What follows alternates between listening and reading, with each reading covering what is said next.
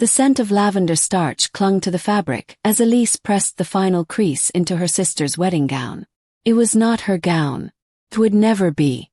Her hands moved with mechanical precision, carefully flattening the satin layers beneath the warm iron. The clock above the kitchen microwave blinked 5:42 a.m. Everyone else in the house was asleep. Everyone except the girl not invited to be a guest. Elise, her mother's voice cracked through the hallway like a whip. No good morning. No thank you. Just expectation, worn into their walls like chipped paint. Yes, Mom, she called back, still ironing, already bracing herself. I need you to mop the floors before the caterers arrive. Don't forget to scrape the wax off the entryway tiles. Your sister wants everything perfect. Don't ruin it. It was always like this. Her sister, Jenna, the princess. Elise, the shadow. She could still hear the way her mother spoke about Jenna, the future bride, the achiever, the daughter they were proud of. And Elise. She had dropped out of college to care for their ailing grandmother when no one else would. They called her choices failures. She called them sacrifices. Today, Jenna was getting married in the family's countryside estate, a rented colonial-style mansion 3 towns over. Elise was assigned wedding assistant, a role not listed in any invitation but known by everyone in the house. Crab, fold, it, mail. Her father walked past her in the hallway without a word. He was wearing his favorite cologne, the one she used to associate with childhood safety. But now it just smelled like distance. Elise looked up for a moment, hopeful for a glance. He adjusted his cufflinks instead and said, "Don't forget the ice buckets." That was it. The house was buzzing now. Jenna's makeup artist arrived, sipping oat milk and barking instructions into a Bluetooth headset. Elise was told to carry her makeup trunk upstairs. It was heavy. Her arms shook. She stumbled slightly. No one noticed. Later, as Jenna twirled in her dress before the mirror, their mother teared up. "My baby girl. You're going to be the most beautiful bride anyone's ever seen," she whispered. Jenna smiled through glossy lips, lashes fluttering. "Thanks, Mom." She turned to Elise, who was crouched behind her, repinning the train. "Hey, can you make sure there's lemon in the water jugs on every table?" Elise nodded, swallowing hard. "Of course." "Good. And can you stay out of the main photos? No offense, it's just the aesthetic." There it was. The gut punch. The silent disapproval now spoken aloud. "No offense," Elise repeated. "Got it." The drive to the wedding venue was silent. Elise rode in a separate car with the folded tablecloths, stacks of guest programs, and leftover plastic utensils. Not even the driver glanced at her. She had become invisible. As she stepped out at the venue, she stared up at the sprawling white mansion. Ivy wrapped around the pillars like veins. It was beautiful, almost holy. Elise imagined walking through those doors as someone, anyone who mattered. Instead, she entered through the staff entrance. Inside, the chaos bloomed. Florists rushed to assemble late-arriving centerpieces. The head chef barked about incorrect temperatures. Elise was immediately put on buffet duty. Keep it warm. Stir the potatoes. Refill the rolls. Smile. She looked out at the rows of gold-trimmed chairs being lined up in the garden. Her name wasn't on any seating chart. She would not be handed a champagne flute. She would not be toasted. She would be working the lemonade table, smiling as strangers passed her by. But Elise wasn't bitter, not yet. She still had hope, hidden deep inside her like an ember refusing to die. Her heart whispered, maybe they'll thank me later. Maybe they'll see me. But reality was more cunning. Jenna entered the foyer like royalty. Her gown sparkled like it had absorbed all the sunlight. Guests gasped. Phones lifted. Flashes popped. "Who's that carrying the silver trays?" someone asked, fanning themselves under the chandeliers. "Oh, that's Jenna's sister," said a distant cousin, almost whispering. "The helper." That word. Helper. Not maid of honor. Not family. Just the helper. As the music swelled and the ceremony began, Elise stood behind the catering table in her plain dress, a shade of beige that looked more like surrender than celebration. And yet, she kept stirring the potatoes. Quiet, gentle, dignified. But something in her chest began to shift, the start of a slow, rising tremor. Not anger. Not yet. But something just as dangerous. Awareness. She was invisible. But not for long. Inside the hall, a string quartet played something classical. Elise could not name the tune. She had never been taught the names. Everywhere she turned, laughter echoed. The kind that stings when you know it has never been about you. She approached table 7, offering the tray like an invisible waitress. A woman with glossy red nails plucked a crab puff and did not look up. "Thanks," she muttered to the food, not to Elise. Another guest took 3. No one acknowledged her face. Only her function. "Elise." Her mother's voice sliced through the air. "Where is the champagne for table 3? Why are you still carrying food around? I was told." "No excuses. We need more napkins on the dessert table. And your sister's friend, Chelsea. She wants a ginger ale. No ice." Elise nodded, swallowing her words, turning before her face betrayed her. As she stepped into the kitchen, her heel caught on a wire. She stumbled, tray crashing, miniature quiches rolling across the tile floor. Someone gasped. Another laughed softly behind a napkin. "Seriously?" came the voice of Jenna's fiancé, Trevor. "Can you not handle trays now?" Elise froze. "I'll clean it up," she whispered. "You'd better," said her mother coldly. "You're not a child anymore." Jenna peeked around the corner. Her hair was perfect. Her teeth sparkled. Her eyes blank. "Elise," she said, trying to soften her tone for the crowd. Please don't ruin anything else today." "Okay." It was not anger that surged through Elise's veins now. It was numbness. In the storage room, Elise crouched beside a metal rack of plates, eyes fixed on nothing. She pulled out her phone, 38 unread messages. Most were from a campaign volunteer group chat, still waiting for her edits on next week's town budget newsletter. She had promised to send it by morning. But her fingers refused to move. Elise was not just the forgotten sister, not just the helper. She was the youngest city council member in her town's history. She was weeks away from announcing her mayoral run. But none of that mattered here. Not to them. To her parents, she was still the girl who could not say no. The girl who stayed home instead of chasing scholarships. The girl who changed her grandmother's oxygen tubes. Who kept the lights on when her parents spent too much on appearances. Still, they called Jenna the responsible one. Elise wiped her eyes with the back of her wrist. She could hear the guests cheering in the other room. A toast, probably. She pictured her parents beaming. Jenna raising her glass. Trevor smirking beside her. The clink of crystal. The echo of everything she would never be in their eyes. Later, back in the main hall, Elise tried to disappear behind the buffet. She did not eat. She could not remember when she last drank water. A few kids hovered near the bread rolls, giggling, one asking if she was the new maid. She forced a smile. "No, just helping." The boy tilted his head. "You don't look happy." Before she could answer, a hand touched her elbow. It was the minister. An older man with sharp eyes and a gentle voice. He had officiated the ceremony earlier. Short, efficient, no nonsense. But now he looked at her with something different. "Young lady," he said, "I saw you earlier. In the back. Carrying everything. Working without complaint." Elise looked down.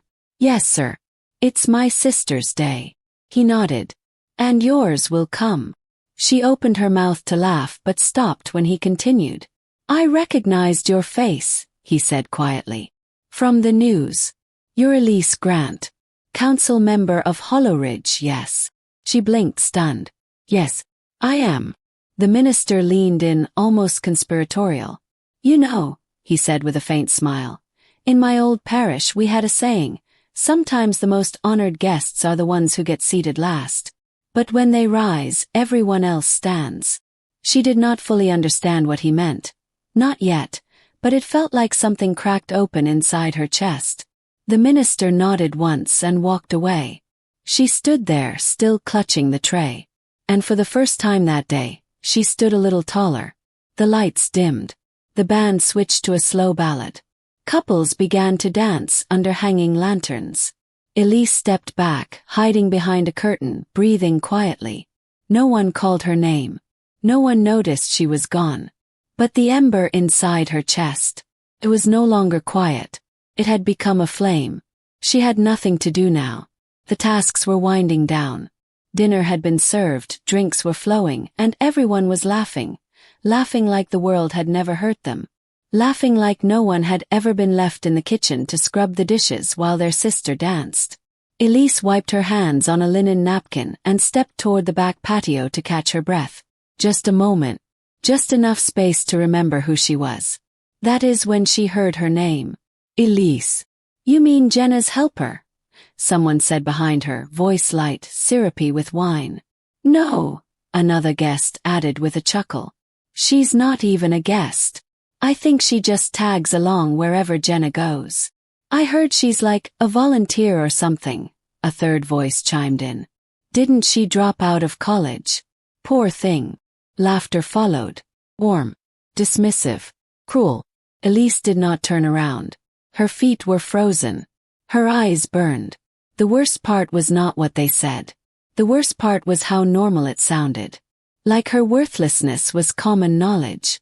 She stepped into the shadows of the garden path, away from the clink of champagne glasses and the rising piano chords. Her hands were shaking. Her breath shallow. Her throat felt tight, like her own voice was being choked by years of silence. She stood there under a sycamore tree, staring at the reflections of lanterns in the koi pond, and for the first time in years, she was angry. Not the kind of anger that lashes out. The kind that burns clean, focused, pure, inevitable. She turned around and walked back inside faster than before. Her heart thudded like a drumbeat. Her shoes clicked against the marble floor with a rhythm she had never allowed herself before. Confidence. She passed a table of Jenna's college friends who barely glanced up. She passed the DJ booth where a young man in headphones gave her a thumbs up for no reason at all. She didn't return it. Her eyes were locked on the family table. Her mother and father sat at the head, beaming at Jenna and Trevor, who were slow dancing in the center of the room. Elise walked toward them, not knowing exactly what she would do, only that she would no longer stand in the background. As she approached, her father looked up and blinked. "What are you doing over here?" he asked, keeping his voice low but sharp. "I came to speak," Elise said, her voice steady. "Now," her mother hissed. "This is not about you." "It never was," Elise said softly. "But I am done pretending I do not exist." Her father's expression twisted. "You're being dramatic. Go help the staff clean up the gift table." Elise smiled, a hollow, calm sort of smile. "I'm not on the staff. I'm family. Remember." Her mother opened her mouth to reply, but Elise turned before the words came. She climbed the steps of the small wooden platform near the band, where speeches were being prepared. No one noticed at first. Few guests kept eating. A couple leaned in to gossip. But then the band stopped playing. The microphone squealed briefly as Elise lifted it. And silence fell. She stood there in her borrowed shoes and simple dress, gripping the mic like it was a sword. "I know most of you don't know me," she began, voice low, shaky at first. "I'm Elise Grant. I'm Jenna's sister." A few heads turned. Whispering started again. She raised her chin. "I helped plan this wedding.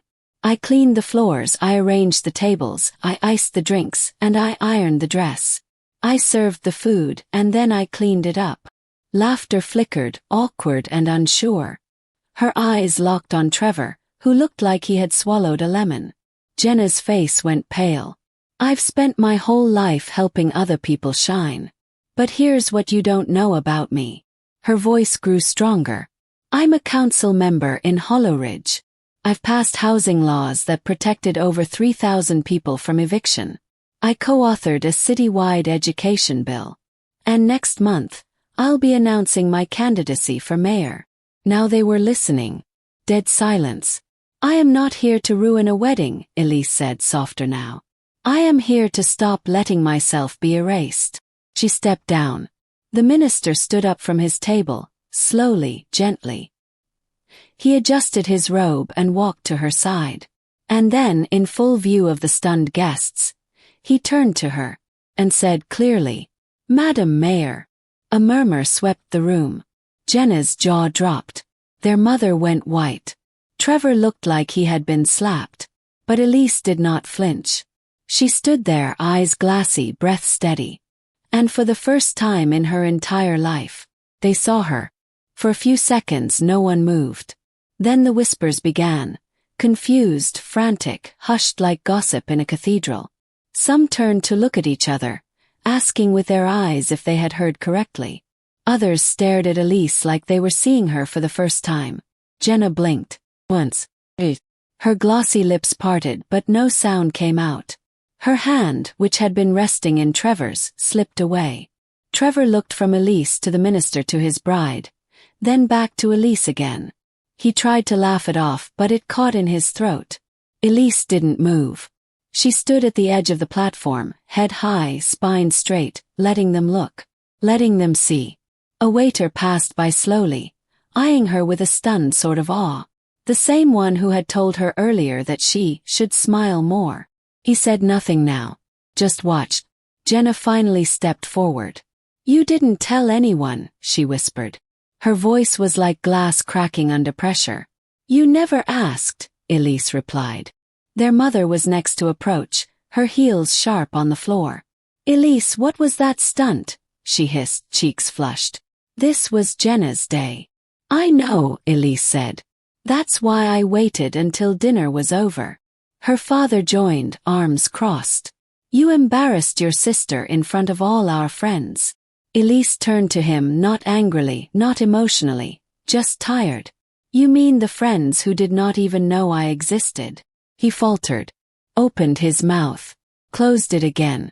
The minister stepped in quietly, voice even. "If I may, I have officiated dozens of weddings. I've seen all kinds of family dynamics, but very rarely do I see courage like that."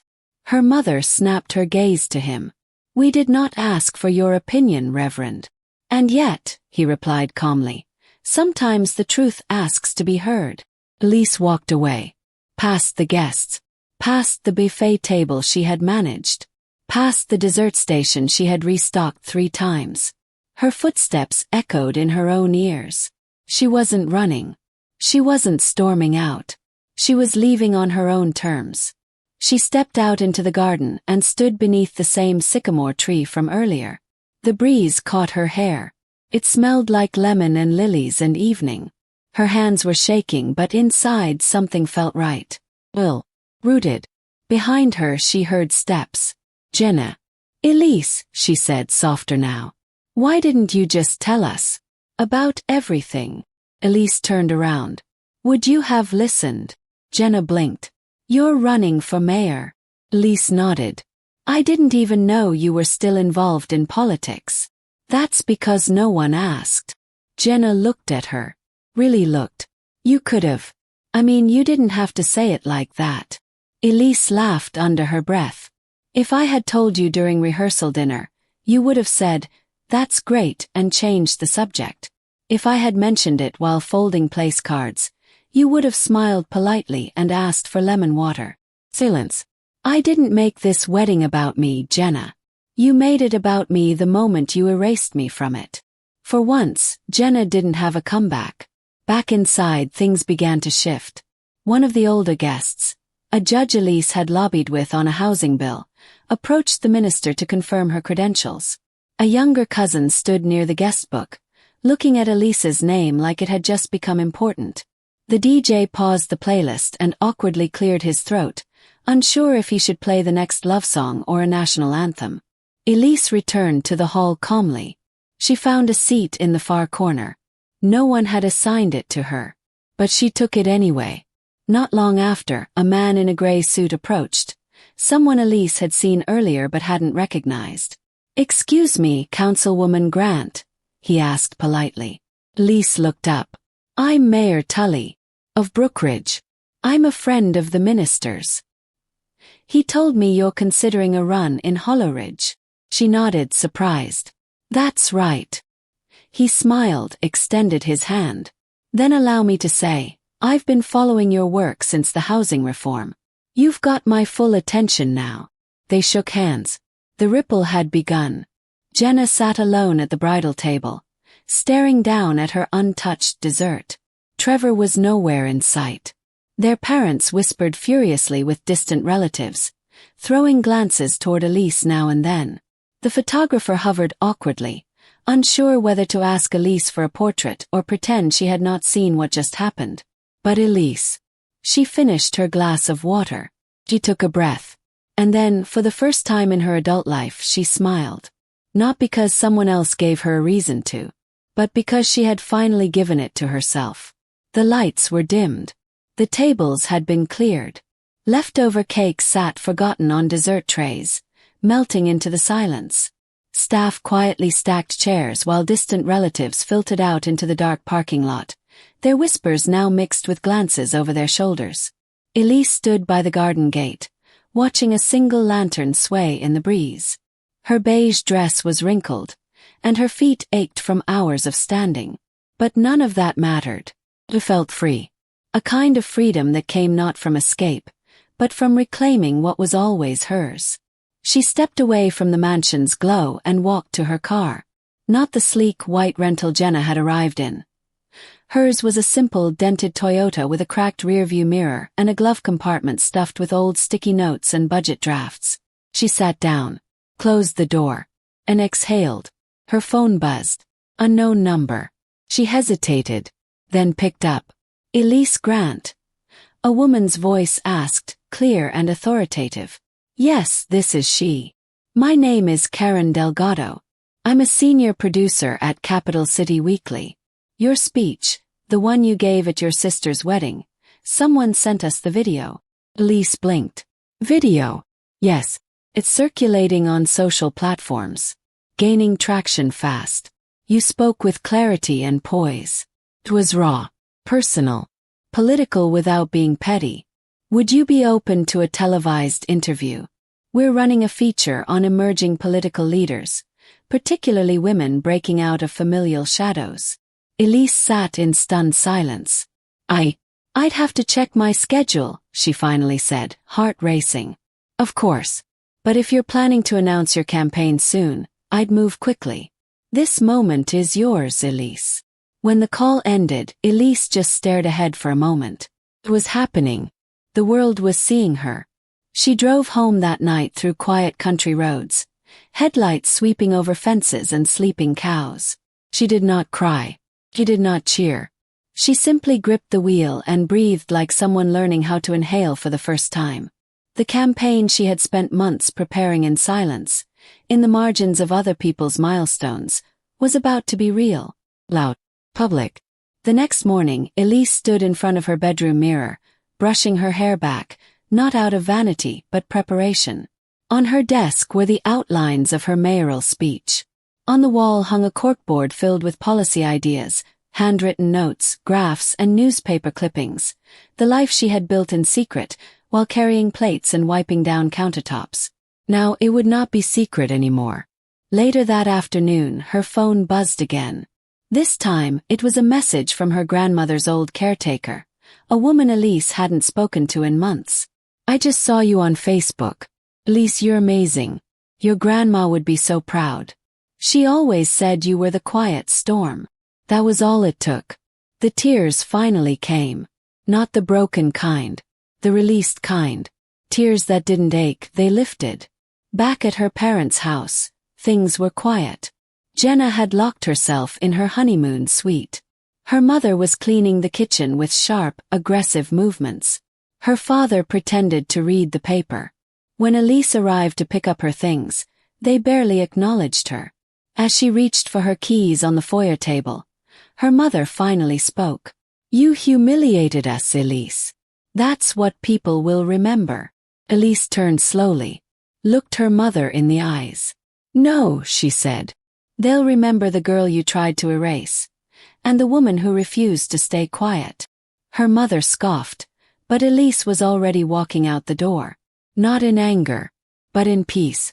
A week later, the headline read, "The sister who served guests became the mayor they saluted." Elise Grant had arrived. Not because someone handed her a seat, but because she built her own table. The community center auditorium was not fancy. No chandeliers. No grand piano. No string quartet playing gentle notes in the background. Just folding chairs lined in imperfect rows, a squeaky microphone on a metal stand, and banners made by volunteers that read, "Elise Grant for mayor, a voice that listens." And it was full. So full that people were standing in the back, leaning against the walls, peeking in through windows. Mothers with strollers. Veterans in weathered jackets. Teachers with worn clipboards. Grocery clerks. Janitors. Students.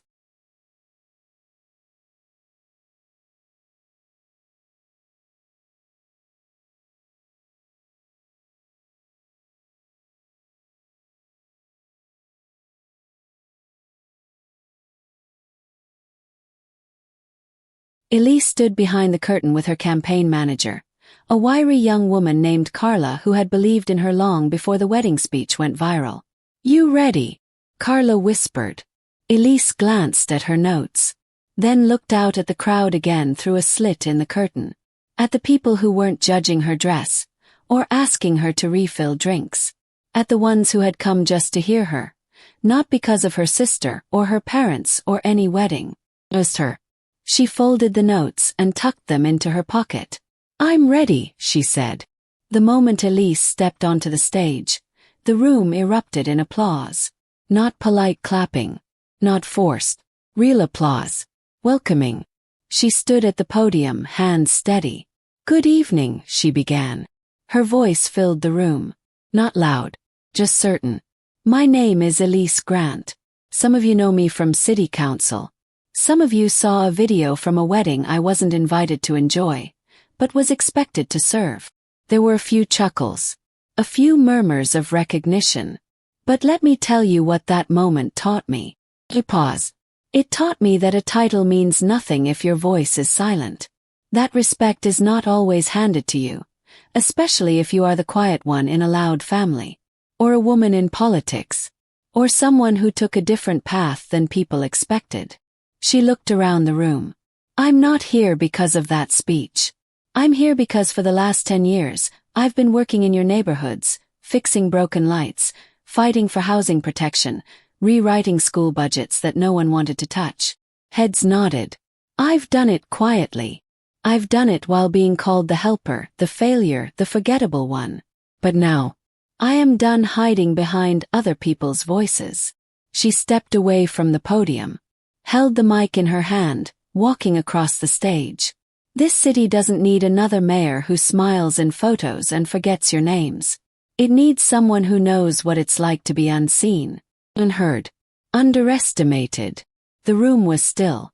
"I see you, hear you, and I will not forget you, because I am you." Applause. Boring now. People stood. Hands clapped. Some cheered. Others wiped their eyes.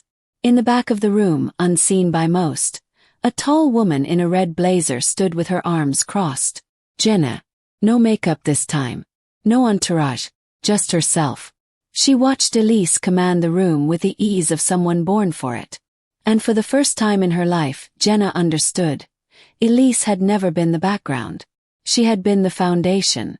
After the speech, people lined up to shake Elise's hand. A teenage girl with Down syndrome whispered, "You made me feel strong." A retired firefighter clapped her shoulder. "Took guts to say what you said. We need more of that." Elise smiled at each one. Every thank you, every touch, every "you inspired me." It sank into her bones and stayed there. She was not invisible anymore. She never would be again. Backstage, Carla grinned. "That was incredible. I think we just won this district." Elise sipped her water, catching her breath. "I didn't do it for votes," she said. "I did it because I couldn't keep swallowing my silence." Carla raised an eyebrow. "That should be on your campaign poster." That night, Elise sat in her tiny apartment, surrounded by paper stacks, folders, sticky notes, and 2 campaign volunteers asleep on the floor. She looked at the screen in front of her. Hundreds of emails pouring in. Donations. Messages. Volunteers signing up. But one subject line stood out. From Trevor. She opened it. Elise. I don't know what to say except, I had no idea. You're stronger than any of us ever were. I hope Jenna realizes that. Congratulations, Madam Future Mayor. She closed the laptop. Not out of anger. Out of peace. The auditorium was cold. Not in temperature but in tone. It was the first televised debate of the Hollow Ridge mayoral race.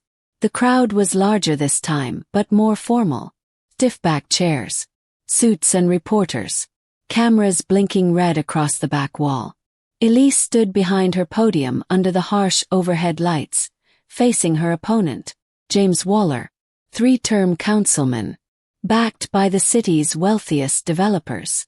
Smiled like a man who had never been told no. He adjusted his tie, nodded at Elise. The moderator cleared his throat and began. As part of our next round, each candidate will be allowed 60 seconds to respond to character-related questions, including their public image, background, and personal conduct. Councilman Waller, you may begin. Waller smiled graciously at the moderator, then turned to Elise. Well, he said, I think our community deserves leadership rooted in long-standing consistency, not sudden viral moments or emotional spectacles. After all, running a city isn't a popularity contest. It's about hard work, structure, and proven loyalty to the public. Not family drama turned into political theater. Elise felt her hands tighten at the edges of the podium. He wasn't even subtle. He was using the wedding speech, her speech, as ammunition. And for a second the old voice in her head whispered, "You don't belong here." But Elise didn't flinch. She leaned forward, voice calm and unwavering. Councilman Waller is right, she said. Leadership is not a performance. He paused. But let's talk about spectacle. Because that speech at my sister's wedding, that wasn't a show. It was the only time in my adult life I told the truth in front of people who pretended I didn't exist. Murmurs rippled across the audience. I didn't speak because I wanted attention. I spoke because I had spent 10 years passing policies that protected vulnerable families while serving dinner at a wedding where my own family wouldn't give me a seat. Now the murmurs grew louder. The moderator motioned for quiet. I represent the people who've been overlooked, ignored, talked over. The single parents, the caretakers, the blue-collar workers who keep this city running without ever being thanked. I didn't inherit power, I earned it. In silence. And when I finally spoke, it wasn't to perform. It was to remind the world that people like me exist. Applause broke out. Unexpected, unpermitted. Even the moderator looked rattled. Waller forced a laugh. Well, if we're making this emotional. It's not emotional, Elise interrupted smoothly. It's factual. You've sat in that council chair for 12 years. You've written 5 bills. I've been in for 3, and written 22. Guess now. Waller's smile vanished. And unlike you, she added, I didn't need family money or corporate endorsements to get here. Just the truth. The debate ended in chaos. The crowd surged forward, cameras snapping, reporters calling Elise's name. Waller walked off stage, jaw tight, fists clenched. He did not look back. Outside, news vans lined the sidewalk. Students waved homemade signs. Volunteers handed out flyers with Elise's campaign slogan. Elise stood on the steps of the auditorium, answering questions with a calm steadiness. And then, behind the flashing cameras, she saw them. Her parents, standing together at the edge of the crowd. Watching. Neither smiling. But not walking away either. That night, Elise sat on her balcony, legs tucked under her, a mug of tea in her hands. She replayed the debate in her head. Not for approval. For proof. Proof that she had survived their silence. That she could face public attack and still hold her truth like armor. Her phone buzzed. It was a text from Jenna. I watched. You didn't just win that debate. You broke the cycle. Elise stared at the screen for a long moment, then finally replied, "It's already broken. I'm just walking free now." It was 3 days before the election. The town felt like it was holding its breath. Every shop window had a campaign flyer. Every local news anchor spoke Elise's name with either cautious respect or barely concealed surprise. Even people who had never voted before were talking about her at barbershops and bus stops. Elise had not slept in 2 nights. Not from stress. From preparation. There were strategy calls, neighborhood canvasses, debate reviews, and final interviews. She had worn through 2 pairs of shoes and lived off coffee and granola bars. Her voice was growing hoarse. Her campaign manager begged her to rest. But Elise couldn't stop now. Not when she was this close to proving it all meant something. Not just to voters. To herself. That morning, Elise stepped outside her apartment to retrieve the newspaper. More out of habit than hope. She lived in a quiet block now, tucked between 2 laundromats and an old boxing gym. No gates, no alarms. Just her, the brick steps, and the early sunlight. But something else waited by her door. A small, cream-colored envelope. No return address. Just her name. Elise. Written in careful, looping cursive. She picked it up slowly. Ran her thumb across the paper. It felt old. Inside was a single folded sheet. She opened it, expecting a message from a neighbor, a supporter, maybe even an opponent. But her breath caught as she read the first line. "My dearest granddaughter." Her knees buckled. She sat down on the steps. It was a letter from her grandmother. The handwriting was delicate, shaky but clear. "I asked Miss Mabel to give this to you after I was gone. I didn't want to die with these words in my throat, even though I couldn't say them in person when it mattered most. You were never invisible, Elise. Not to me. I saw every meal you cooked, every light you left on for me, every time you bit your tongue when others took the credit. I saw it all. And I'm sorry I didn't say it enough. You were not born to be quiet, child. You were born to be steady. Steady enough to hold others up, even when no one held you. And now I hope you speak loudly, and often, for the ones who still live in silence. You don't need their permission anymore. You never did." Elise pressed the letter to her chest, closed her eyes. And for the first time in days, her shoulders relaxed. Her grandmother was gone. But somehow, she was still voting. Still believing. That afternoon, Elise went to the small cemetery on the edge of Holloridge. No cameras. No press. Just her and a folded chair. She sat by her grandmother's grave, wearing a simple blazer, her hair pulled back. The wind rustled the trees. The scent of pine and fresh-cut grass lingered in the air. "I got your letter," she whispered. "And I'm still scared. But I think I'm ready." She wiped her eyes, smiling through the tears. "I didn't want to win for them. I wanted to win for you. For me. For everyone who ever felt like a ghost at their own table."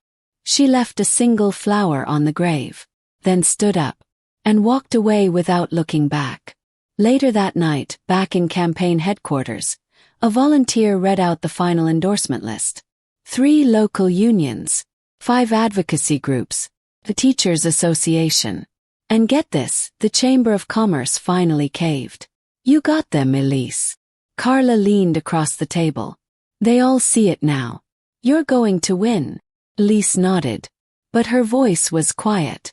Different. "I don't need to win," she said. "I just need to show up." Election day. The sun had barely risen, but the line at Hollow Ridge Community Center already wrapped around the block. People stood bundled in coats and hoodies, cradling coffee cups, scrolling their phones, murmuring quietly. Some wore Elise Grant pins on their lapels. Others held handmade signs. Elise arrived just before 6. No entourage, no podium, just herself. She stood in line with everyone else. No cutting, no announcements, just one woman waiting for her turn. As she reached the door, a little boy tugged at his mother's sleeve and whispered, "That's her. The lady from the wedding video." The mother looked over, surprised. "Are you really her?" Elise smiled. Guilty. The woman nodded slowly. You made me feel brave again. Like I could speak up too. That mattered more than any headline. Inside the voting booth, Elise paused with her hand on the screen. This was the moment. Not when she gave the speak. Not when she won the debate. Now, she took a breath, cast her vote, walked out into the rising sun, and cried just once. One long, quiet breath of tears. Then she smiled. By noon, turnout had already broken the previous record. By 3 p.m., local reporters were buzzing about high engagement in low-income neighborhoods. By 5:15, Elise received a text from a volunteer at the east end of town. 2 of your former teachers voted for you and cried at the door. At 6:40, her phone buzzed again. Your parents just walked into Precinct 9. Together. She stared at the message for a long time. Then turned the phone face down on the table. At 7:59 p.m., just 1 minute before polls closed, the last voter stepped inside. An older man with a cane. Slow steps. He waved away help. Elise watched him from across the room. She did not know his name, but she knew his walk. The same quiet dignity she had carried for so many years. He dropped his ballot into the box and tipped his hat. No words, just a nod. And that was enough. The hours that followed were a blur. Volunteers refreshing results. Reporters pacing. Carla muttering to herself while clicking through spreadsheets. Elise sat in the corner, watching the chaos with strange calm. Then, just after midnight, a call came through from the county registrar. Carla took it. Listen. Then looked up at Elise. You won. Silence. Not cheering. Not confetti. Not screams. Just silence. And then, Elise stood up slowly. Walked to the front of the room. She did not cry. She closed her eyes and whispered, almost to herself. I have a seat now. Beneath a sky of pale blue and faint golden light, hundreds of people gathered in front of the courthouse. Some stood on curbs. Others leaned out of second-story windows, cell phones raised. Children held tiny paper signs. Elders sat in folding chairs, eyes shining. At the center of it all stood Elise. No longer the helper. No longer the shadow. Now, Mayor-elect Elise Grant. She stood behind a modest wooden podium, wearing a simple navy blue blazer and a pin with the town seal. Her hair was neatly tucked back, and her voice, calm, clear, carried across the cobblestone square without effort. Good morning, she began. The crowd quieted. I do not have a prepared speech today, because everything I wanted to say I already have. Over the last 10 years. In silence. In service. In sacrifice. She paused, scanning the sea of faces. There are people in this town who know what it feels like to be invisible. To carry the weight without praise. To sit in the back. To pour and sweep and fetch and still be told it's not enough. Few heads bowed. Others nodded slowly, lips pressed tight. I stood at my sister's wedding just a few weeks ago, not as a guest but as a server. And in that moment something broke inside me. But something better was born. Her voice grew stronger now. Not anger. Not revenge. Just truth. And a decision. I will no longer wait for anyone to invite me to the table. I am the table. Applause. Thunderous. Human. Real. Tears in the crowd. Hugs among strangers. Hope rising like heat from the pavement. After the crowd began to thin, Elise stepped down from the stage. She shook hands, thanked volunteers, hugged old neighbors, laughed with the local librarian who used to let her stay after hours as a child. And then she saw them, her parents, standing quietly near the edge of the square. No press, no entourage, just them. Her father wore his Sunday jacket. Her mother held her purse tightly in both hands. They walked toward her slowly. Unsure. Elise waited. Her mother was the first to speak. You were incredible, she said, voice quiet. I didn't know you had all of that in you. Elise didn't smile. She simply replied, I did. You just didn't want to see it. Her father cleared his throat. We voted for you. Elise raised an eyebrow. Out of pride or guilt? He hesitated. Both. A long pause followed. Then Elise nodded. I'm not angry anymore, she said. But I'm not pretending either. Her mother looked down. We never made space for you. No, Elise said. But I made space for myself. And with that she stepped forward and hugged them both, not because they deserved it, but because she had grown bigger than their silence. That night, Elise returned to her apartment alone. She lit a candle, opened her grandmother's letter one last time, then framed it and hung it by the door. Tomorrow would begin the hardest job of her life. But tonight she allowed herself a single truth. Not whispered, not swallowed, spoken aloud. I am not what they made me. I am what I chose to become. And now, the whole world knew it too.